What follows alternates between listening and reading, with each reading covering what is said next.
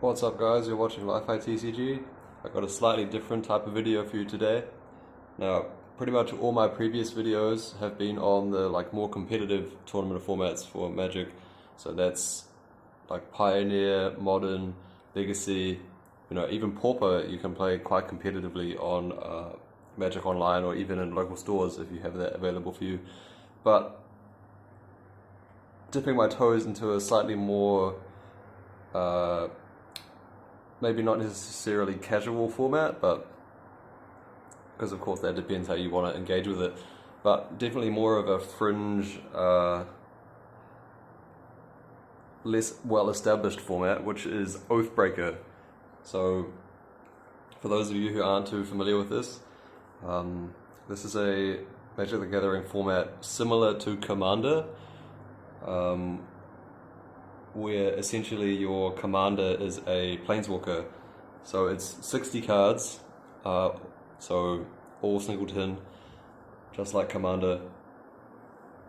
You select one planeswalker as your commander, and you also select one what's called the signature spell, which is an instant or sorcery card that has to be in the color identity of your commander, and you can only cast that spell when your commander is on the battlefield. And both of these are subject to the commander tax. So each time you cast them from the command zone, they cost 2 mana more each time. So as you can see here on the map, my commander is Dakkon Shadowslayer from Modern Horizons 2, and my spell is Entomb. So I hadn't played the format at all before today, where I just played in a local tournament. I just brewed this deck completely out of my own theory crafting, my own ideas, my own imagination, whatever. I had some vague idea about what things could be good and what wouldn't. So the big elephant in the room when playing this deck in 1v1, this format 1v1, is Wrenn and 6. That card is very powerful. There's lots of ways to play it on turn 1. You have Mox Diamond, Crow Mox, Lotus Petal, Sylvan Spirit Guide, Elvish Spirit Guide, all these types of things. And you use Crop Rotation as the signature spell, and Strip Mine is legal in the format. So from turn 2 easily, you can be facing down Strip Mine lock. So basically non-blue decks are almost completely non-viable, because if you can't interact on the stack with the Wrenn and 6, then you're just not going to have any mana to cast your spells from turn 2 onwards. Perhaps if you were a super aggro deck playing Unholy Heats or Bloodchief's Thirst or that kind of thing, that would be another sort of way to deal with it. But overall, that strategy probably not so effective, because of how the format works. You have so many extra resources in the command zone. It generally favors the decks that are trying to be a little bit more controlling. Anyway, so what I'm trying to get at basically is that Wrenn and 6 is the obvious best deck. That's what you have to be able to beat if you want to engage with this format. So I wasn't interested in playing Wrenn and 6. Firstly, I just wanted the challenge of trying something different. Secondly, I think the mirror matches for that deck are completely miserable, because you don't have blue in that deck. You basically just the Charbelcher mirror or whatever. You just both players just play their spells as fast as possible, and there's not really much interaction or thought involved. So obviously that's not a competitive mindset as such, but I just wanted to have a bit of fun playing something different today. So the deck that I came up with was this Dakkon deck. So first of all, I think in this format it's pretty important to have your Planeswalker commander cost at most 3. That's pretty much what I saw in the tournament today. The only decks that looked like serious contenders were Wrenn and 6, which is effectively the only 2 mana planeswalker, right? Nobody's going to play Tibalt or other 3 mana planeswalkers. Like if you start having 4 mana planeswalkers, then you're so much more vulnerable to any type of counter magic. Like any land destruction makes it really hard. If your opponent resolves their commander while you can't, then they're going to start snowballing advantage by being able to cast the signature spell. So it's really, really detrimental to have your commander planeswalker be expensive, like cost 4 or more mana. Like people were playing the Bant Tameo. I think that's the War of... No, that's not the War of the Spark one. That's the Eldritch Moon one or something. But the that's 4 mana. The 4 mana Jace with the Lab Maniac ability. Some 4 mana Ajani. Well, that wasn't really a super competitive deck anyway. But all of these decks were like at the bottom tables. You've got to pick a planeswalker that costs 3 or less. So 3 or Wrenn essentially. And then by extension of that, you really, really want your signature spell to cost 1 mana, ideally. So on your turn 4, you have your commander plus your spell available to you. That's really important. You want to be able to cast it as many times per game as possible. So you get maximum advantage of it. It's easier to do that if the spell is cheap. So that's also important. So again, all the most competitive decks that I saw seem to follow that rule. So Wrenn and 6, the spell is crop rotation, of course, it's only 1 mana. Another popular strategy seemed to be Saheeli, the hybrid blue-red one from War of the Spark, using Thoughtcast as their spell. So obviously Thoughtcast, it's not printed at 1 mana, but it follows the same idea that you're trying to effectively cast it for 1 mana each time. And again, if you see the 3 mana planeswalker plus 1 mana spell combo, I think that's a very important frame to like look at the format through. If you like stray out of that structure, then you're like making your deck significantly worse. Yeah, so Entomb looks a bit weird because it doesn't directly provide any advantage on its own, right? You're only putting cards that are in graveyard, but of course there's many resources available in the MTG card pool that let you generate advantage out of your graveyard, and you will see how that all works when I go through the list.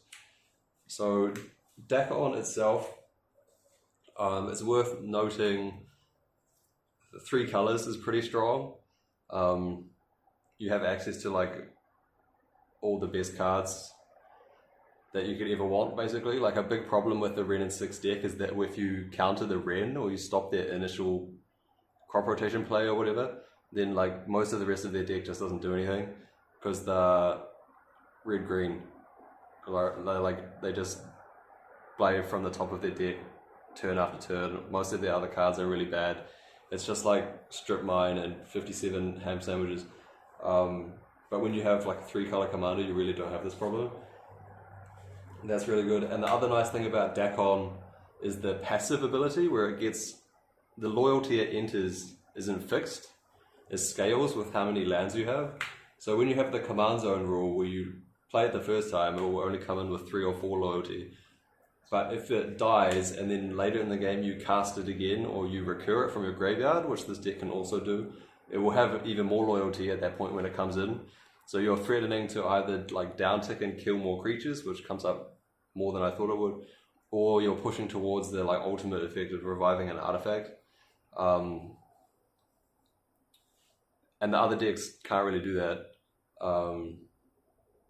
You know, like when they cast their Planeswalker late in the game after you already counted it once or twice, right? Then it's still only going to be coming in with 3 loyalty or whatever at that point.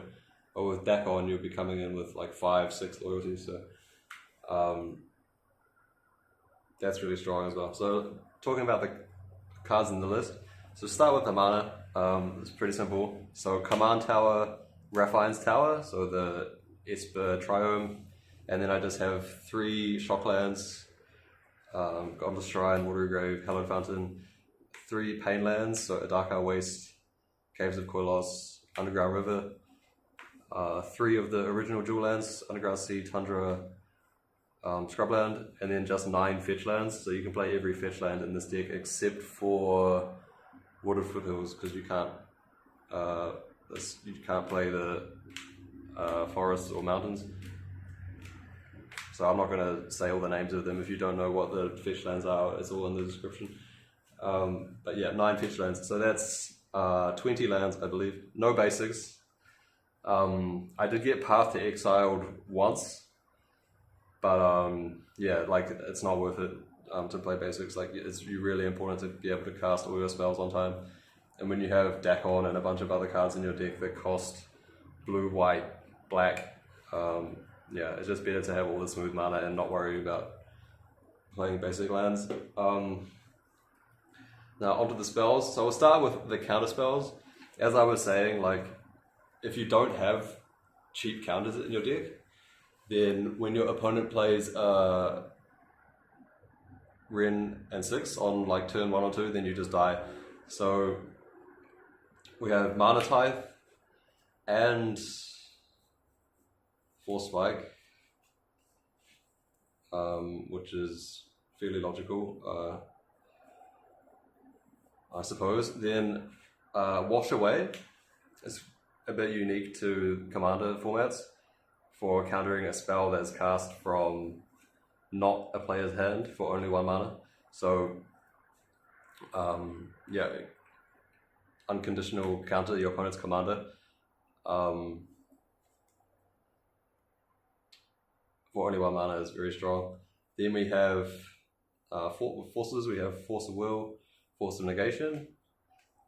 Turn 0 counterspells, very good. Then a couple more 1 mana counterspells. Entomb Misstep is also very strong, of course. It doesn't counter the commanders, but just a very strong card in general. Of course, it's a very efficient format, so you always have targets for this. Summon Denial, another 1 mana counter for the non-creature spell, very important. Spell Pierce, same deal. And then we have 2 mana counterspells as well. So these can be too slow against Wrenn and 6, especially on the draw. But it's still pretty important to have them in the deck, I think. Lose Focus, Dovin's Veto, Negate, Tail's End. Remember, all the Planeswalkers are legendary, so this is counter target Planeswalker. Counter Squall and Mana Leak. And the last counter spell is Fierce Guardianship, which is free when you control the Dakkon. So there, of course, are other 2 mana counter spells that I'm not playing. You see, I'm not playing actual counter spell. I just don't want to be stuck with that in a situation where I've played one of my black-white Jewel Lands, which doesn't cast it. I could be playing like Miscalculation or Memory Lapse. I think those are a bit worse than what I have. Flusterstorm is another card that's like not terrible, but the fact that it doesn't counter the commander is a bit of a drawback, I think. But that's definitely a card you could consider. Daze is obviously another strong card, which is not in the list. Basically because I think this deck is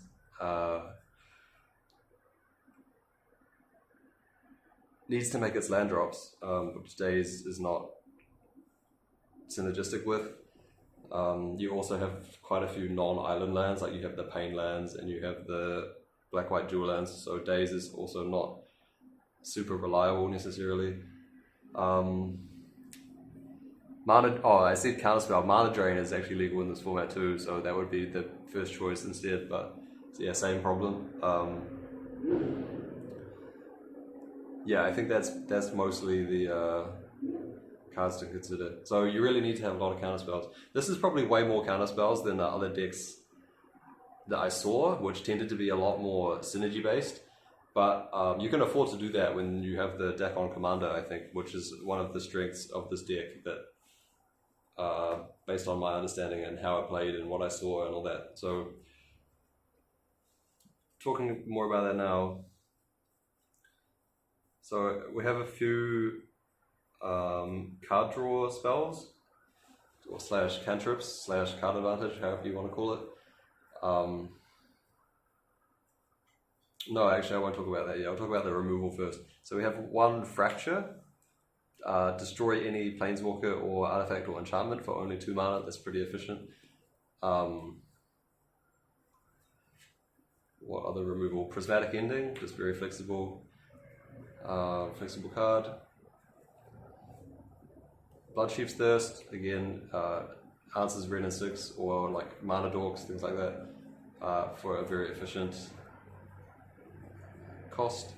And then I also have one Void Rend, instant speed, answer to any permanent, which I thought was quite good actually, pretty flexible, they can't counter it. Pretty much what you need. So yeah, I think that, yeah, that's the only exclusively removal spells I have in the list. But remember, your Dakkon can minus to exile creatures, and the most important thing is to make sure your opponent's commander doesn't resolve. So you don't want to overload on non-counterspell interaction. Then card draw slash tutors, I have Mystical Teachings, Dig Through Time, Treasure Cruise,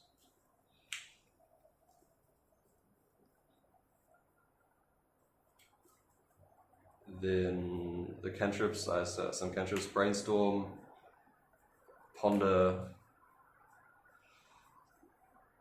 Preordain, the best cantrips. Then I have some cards that I thought were really bad. Fact or Fiction and Memory Deluge. These were completely the wrong idea. Like, I shouldn't have played them at all. Like, if you want to play a grindy game, this is enough, basically, is the reason why. It's very hard to get to a game state where, like, Fact or Fiction or Memory Deluge is like a relevant castable card, but also you don't have a million other things to spend your mana on thanks to your Dakkon giving you fuel from your Entomb spell. So the Fact or Fiction and the Memory Deluge just didn't make sense. I would rather just cut them for more cheap interaction, which I'll talk about when we get to the end of the deck list. So yeah. And in terms of card draw, I also have one Tainted Indulgence. This card's quite strong because the deck has some clunky cards that it wants to discard for reviving later with the Dakkon ultimate, and I'll talk about that in a second. And also getting the 5 different types, 5 different mana values in your graveyard to just make this a draw 2 is also quite strong. So yeah, in terms of other cards you could play in this slot, you can play like 2 mana sorceries. So 2 obvious examples are like Knight's Whisper or Demonic Tutor, but as you saw, like, it's so important to leave up mana on turn 2 for your counterspells, like making sure your opponent's Walker doesn't resolve. That a lot of the time, if you're going to be casting a card like that on turn 2, you're going to be priced into having to search for like Force of Will to make sure you're protected while you're tapped out, which just doesn't feel like a very good use of resources. Yeah, Merchant Scroll also is another like thing in that vein, which isn't too bad. And then similar to Tainted Indulgence, another card like that you could play is Predict, because you have the cantrips to set it up, and you also can set it up with the Dakkon Surveil, which is okay. Like I don't think that's too bad, but it just didn't seem reliable enough. Like if you have your Dakkon already online, then you shouldn't need any more help in that regard. So Predict seems okay, but just not quite there. But the Tainted Indulgence, the fact that it's better at fixing your draws, like in any situation, is much more overall useful, I think. And then together with this category, I'll just throw in the one Snapcaster Mage as well. Yeah, it just lets you reuse any particular removal, like your Void Rend or your Tails End to like stifle something, or like any of those unique effects. And it attacks down the Planeswalkers that are all in the format, all this kind of stuff. So yeah, I mean everybody knows what Snapcaster does. It's just a pretty decent card. So the other thing that I'm not sure if you need the Cruise and the Dig, or if that's too much competition for your graveyard. Of course, those cards are both super strong, but they both sort of have the same fact or fiction issue, where it's just not really what the format is about. I would keep the Dig Through Time for sure, but the Cruise I'm not 100% sure, but it's probably not too bad to keep, right?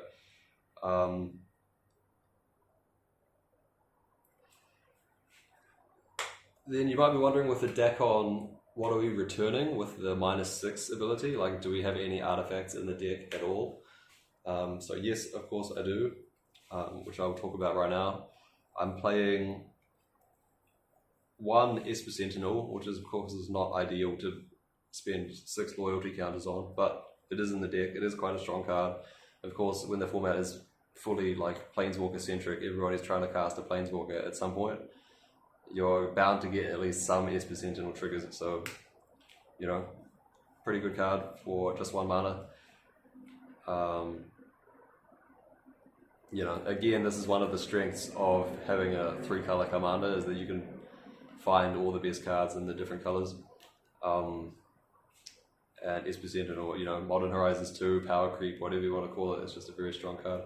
Another cheap artifact that you're probably not returning with the -6, but you can, is one Sensei's Divining Top. I think this card is pretty solid. It gives you a lot of room to play around with the top of your library when you have the Surveil of this as well. And has a lot of synergy with 2 other cards in the list, which I haven't shown you yet, which are quite important. So yeah, Dividing Top doesn't really need that much explanation. Most people know what that does and why it's good. So now we have the expensive artifacts, which you want to try to return with the Dakkon -6. I have one Sphinx of the Steelwind, one Bolas's Citadel, and one Torrential Gearhulk. So the Sphinx and the Gearhulk are actually the main win conditions in the deck. Like, I mean, you've basically seen every card in the list save these 4. And there's nothing else in the list that can actually win a game. So if you're wondering how the deck wins, it is basically just these cards. You put the Sphinx or the Gearhulk into play while your hand is like fully stocked with counters or whatever, and then you just attack them a few times, and that's how you win. And it works, you know. It doesn't need to be any more complicated than that. You could play other big artifact targets other than Sphinx, like Inkwell Leviathan, for example. I mean, a common Tinker target in Vintage is the Blightsteel Colossus, right? But you can't play that one because if you entomb it into your graveyard, it goes back into your library. So that doesn't work. But the reason why you want to play the Sphinx is because of the lifelink. Because you're so heavily invested on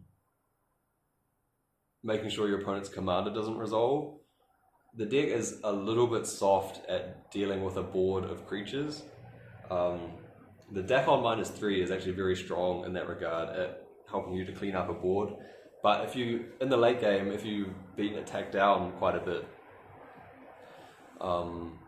you know, you're not playing like Supreme Verdict or Terminus you don't have that many removal spells for creatures, you can get sort of like into slightly scary situations when you're on low life totals. So the Vigilance 6/6 lifelink is a very important thing to have access to. Then Torrential Gearhulk, it's just like a 5/6 Snapcaster. Like, it's very good to get either a removal spell or a counter spell or dig through time, for example, with it. Yeah, it's just basically one of the strongest like valued targets that you could get off of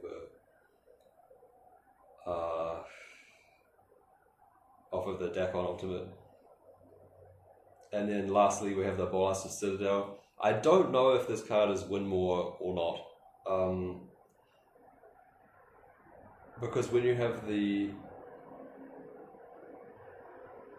Dakkon in play and you have it up to 6 counters, generally I would say you're usually in a good spot regardless. You could just get the Gearhulk and you'd probably be winning quite comfortably. So that's just something to think about. I would keep playing the Citadel for now, because it is very overwhelming if you get it into play. And again, that's another reason why you want the thing that has lifelink. But yeah, this might actually be completely unnecessary. It feels a bit weird because like the Dakkon looks a bit weak when you cut it. If you're only using Dakkon as like a recursion engine for your Gearhulk, then it's like, well, what is this deck even doing really? But the exiling creatures is strong, surveilling is strong, and yeah, like the recursion engine just for the big creatures is totally fine. But yeah, I would keep testing the Citadel. Like it didn't disappoint me per se, but I'm just not sure if it's actually necessary or not. And of course the Citadel very synergistic with the Sensei's Divining Top. Not only can you use the top to like reorder your top cards to decide what you want to play with the Citadel, of course you can effectively pay 1 life to draw a card, right? Because you tap top, put top on top of your library, cast top from your library. So you're paying 1 life to draw a card and you can do that as much as you want. Okay, so the last few cards. Now you're thinking, so the Entomb, right, is that really just to like put your Bolas or Citadel into the graveyard? Or the Sphinx? Like, what are you doing with the Entomb that makes Entomb so good?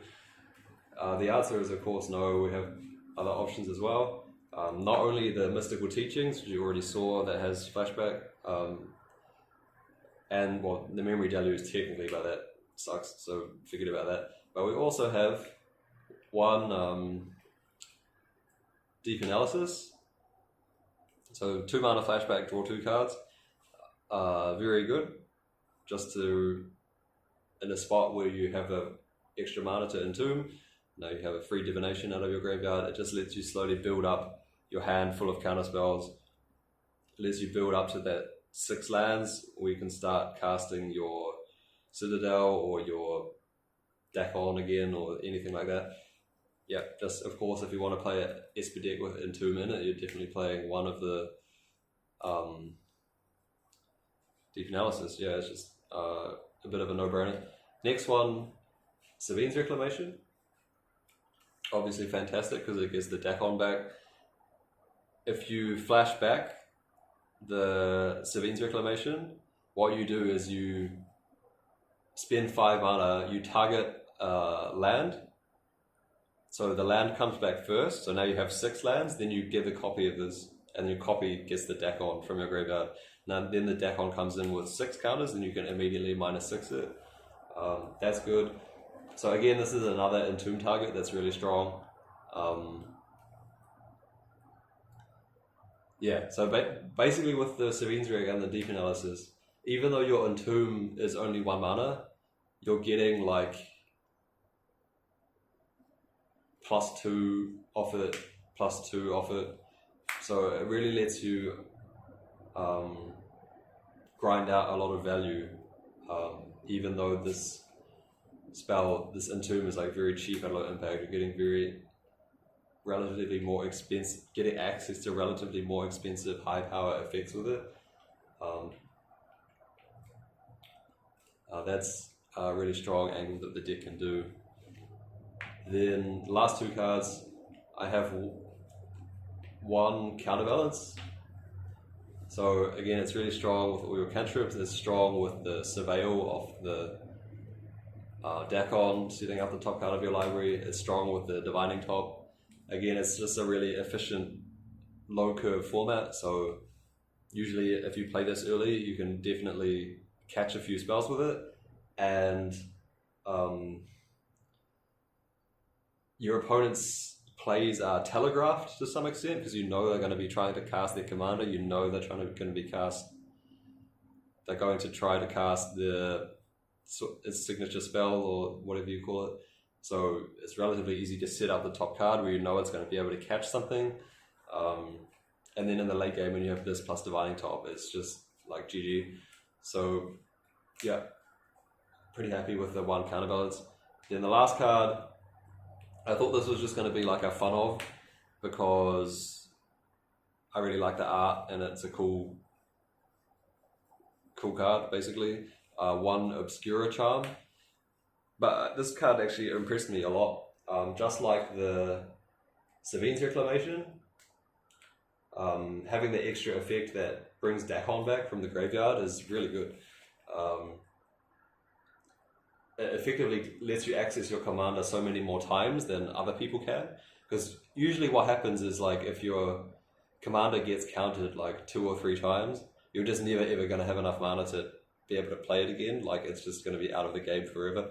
But when you have these cards in your deck, you let your commander go to the graveyard and then you can loop it back even more, which is very powerful.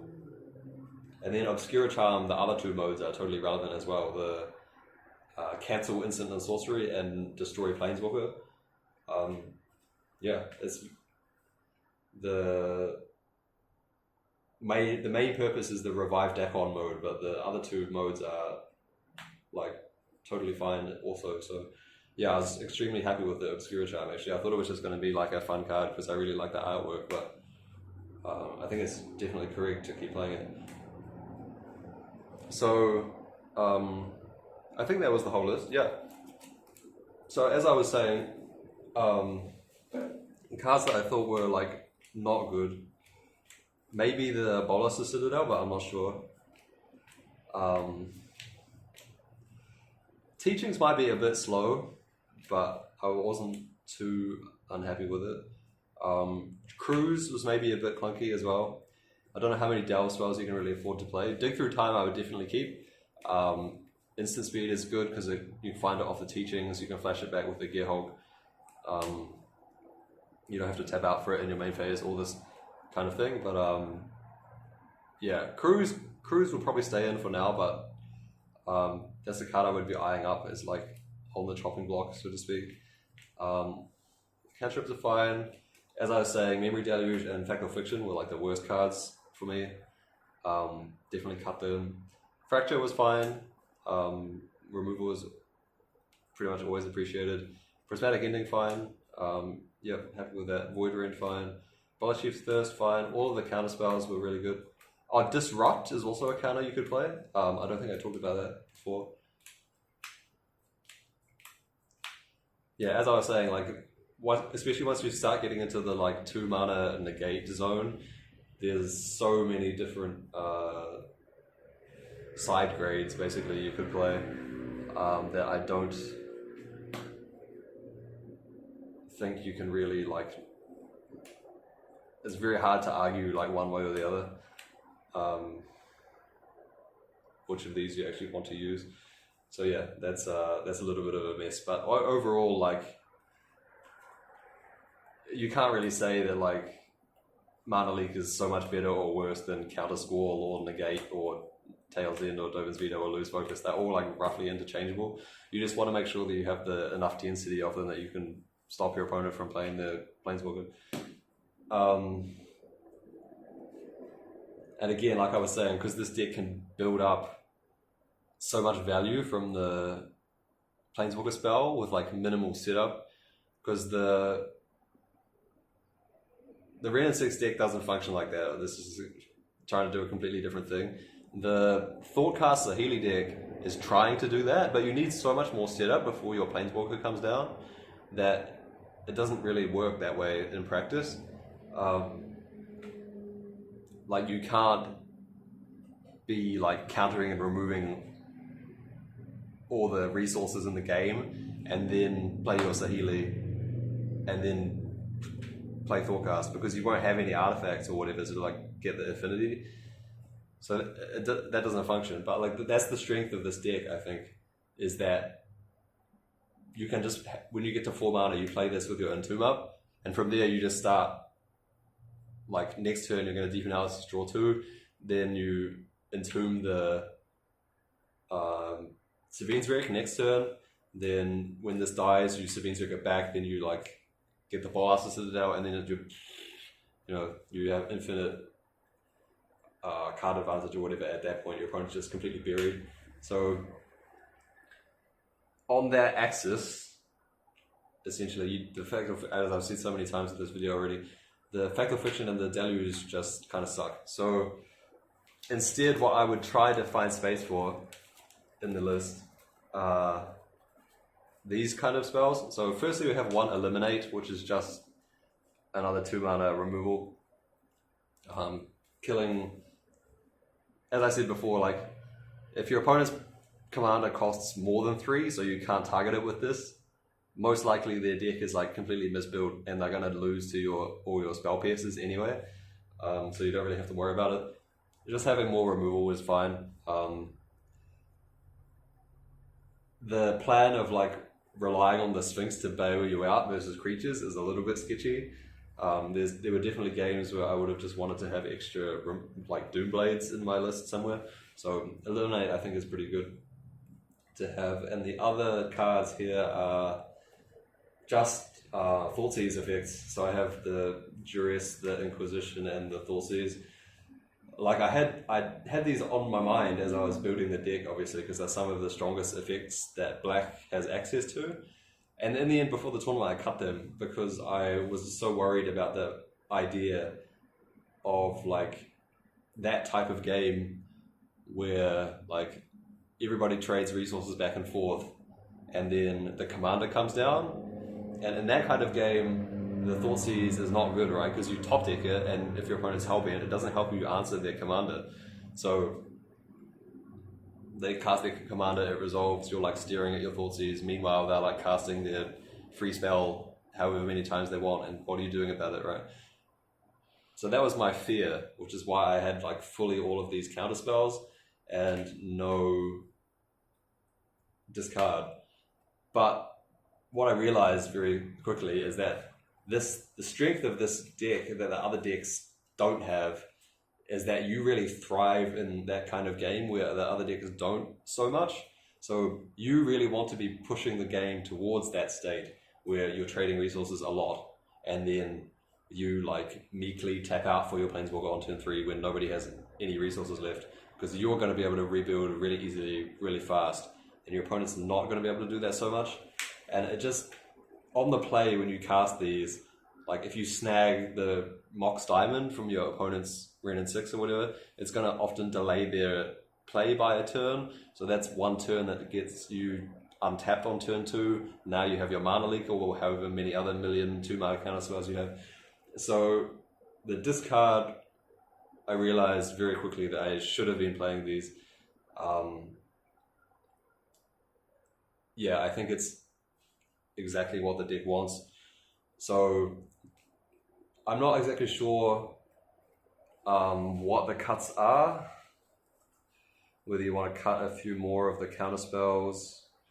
You definitely, as I said so many times, you definitely don't want to play Fact or Fiction or Memory Deluge.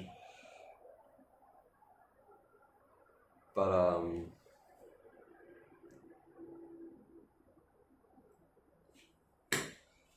yeah, so 2 of these are being cut for 2 of these. That's for 100% certain. And then you just sort of have to figure out whether you would want to cut something else for the other two, but I'm not sure about that. And to be honest, I don't know when I'm going to have an opportunity to play this format again. It's not super popular. I think it was just like a fun thing that one of the stores decided to do, and it was fun to like think about it and play it for a bit. But I think having Wrenn and 6 in the format really like stifles the. It puts a very like well-defined narrow boundary on the sort of strategies you're allowed to play when that kind of deck exists in the format. Okay, one bonus tip for you now that you've made it all the way to the end of the video. If you have 6 lands, no sorry, this only works if you have 7 or more lands, and you're trying to play around a removal, instant speed removal on this, if you think your opponent has like a eliminate or whatever, what you do is you cast this, it will enter with 7 counters on it if you have 7 lands, then you hold priority, minus it, and then in response you Entomb. So what that means is that even if your opponent responds with a kill spell for your Dakkon, then everything will still resolve. Like your Entomb will resolve, find your Godless Citadel or whatever, then your Dakkon will resolve and put it into play. So you can play around instant speed removal on your Dakkon with that. So I don't know how common that is, but like burn spells are actually not that uncommon, like Bolt and Unholy Heat. Or if you're playing in the mirror or whatever, you think your opponent has a Void Rend or Eliminate or something, then yeah, that's the trick to how you do that. It doesn't work on 6 loyalty, because when you -6 this, it will die immediately, and then you can't play that Entomb anymore. So you need to have 7 or more lands, which obviously doesn't come up that often, but it's just a fun thing to think about. Anyway, that's the list. Are you an experienced Commander player? Are you a premium Oathbreaker yourself? Did I miss any obvious cards for this list? I mean, I've already talked about a few of them, why I'm not playing like Daze or Mana Drain or Demonic Shooter or whatever. I think that's you know, I've explained the reasons for those, but if I didn't mention something and you wonder why I'm not playing it, definitely sound off in the comments, because it's entirely possible that I just didn't think of it or I forgot about it. Like I say, the like Saheeli deck, I thought about Thoughtcast as the spell, but like I couldn't think of a Planeswalker that had synergy with it. But then there were like 2 or 3 people playing the Saheeli Thoughtcast deck, so I obviously wasn't thorough enough with my Scryfall searches. So yeah, anyway, if you have any questions, comments, suggestions, I'd definitely like to hear them. I thought the format was quite fun. I'd definitely be keen to play it again, but I don't know when that will be, so I don't know when you'll have to see another Oathbreaker video from me. This has been Life at TCG. Thanks for watching. Signing out.